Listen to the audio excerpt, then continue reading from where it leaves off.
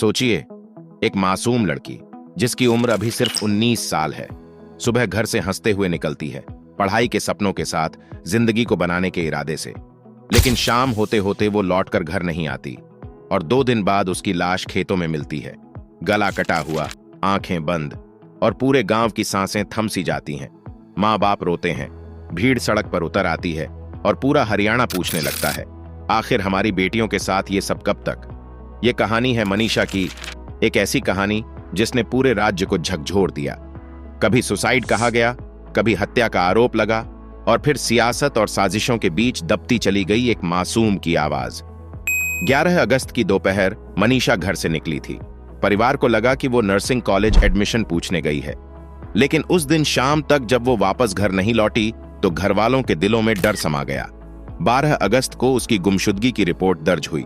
Police ने तलाश शुरू की, मगर परिवार को हमेशा यही लगा कि अगर पुलिस पहले ही गंभीर होती तो शायद उनकी बेटी बच जाती। 13 अगस्त की सुबह सिंघानी गांव के खेतों में एक शव मिला। पहचान हुई, वो मनीषा थी। गला कटा हुआ था और पूरा इलाका सन्न पड़ गया। परिवार पर तो जैसे आसमान टूट पड़ा। माँ बाप की हालत ऐसी थी कि जुबान तक साथ नहीं दे रही थी। लोग जुटने लगे, गुस्सा बढ़ने लगा और हर कोई यही कह रहा था, ये आत्महत्या नहीं, हत्या है। पुलिस ने शुरुआती जांच में इसे सुसाइड बताने की कोशिश की। कहा गया कि बैग से एक पर्ची मिली है, कीटनाशक के अंश भी मिले हैं और शायद उसने खुद जहर खा लिया। लेकिन परिवार ने साफ कह दिया, हमारी बेटी ऐसा कदम नहीं उठा सकती। गांव गांव में कैंडल मार्च निकले, दिल्ली पिलानी रोड जाम कर दिया गया, महापंचायतें हुई, नारे लगे, मनीषा को इंसाफ दो। माहौल इतना बिगड़ा कि सरकार को कदम उठाना पड़ा। भिवानी के एएसपी का तबादला हुआ, कई पुलिसकर्मी सस्पेंड किए गए और मुख्यमंत्री ने केस की मॉनिटरिंग खुद शुरू की। इंटरनेट तक बंद करना पड़ा। भिवानी और चरखी दादरी में मोबाइल इंटरनेट, डोंगल, सब कुछ 48 घंटे के लिए सस्पेंड कर दिया गया। परिवार अब भी अड़ा रहा। उनकी सिर्फ 2 मांगें थीं, तीसरा पोस्टमार्टम और केस की सीबीआई जांच। और आखिरकार सरकार को झुकना पड़ा। मुख्यमंत्री ने ऐलान किया कि केस अब सीबीआई को सौंपा जाएगा और पोस्टमार्टम दिल्ली के AIIMS में कराया जाएगा।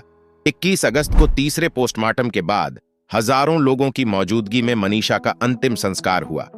पूरे इलाके की आंखें नम थीं और हर जुबान पर बस एक ही बात, मनीषा को इंसाफ दिलाओ। लेकिन सवाल अब भी बाकी हैं। अगर यह सुसाइड था तो फिर गला कटा कैसे?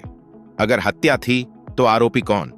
मनीषा आखिरी वक्त में कहां गई, किससे मिली और क्यों? पुलिस की शुरुआती लापरवाही की जवाबदेही कौन लेगा? आज की तारीख तक केस सीबीआई को सौंपा जा चुका है। तीसरे पोस्टमार्टम की रिपोर्ट का इंतजार है। सबकी निगाहें इस बात पर टिकी हैं कि आगे इस केस में कौन सी सच्चाई सामने आती है। मनीषा के साथ क्या हुआ, यह अब सिर्फ एक परिवार का सवाल नहीं, बल्कि पूरे हरियाणा की मांग है। हर मां चाहती है कि उसकी बेटी सुरक्षित घर लौटे। हर पिता चाहता है कि उसकी बच्ची सपनों की उड़ान भर सके। मनीषा के जाने के बाद यह सवाल और भी बड़ा हो गया है।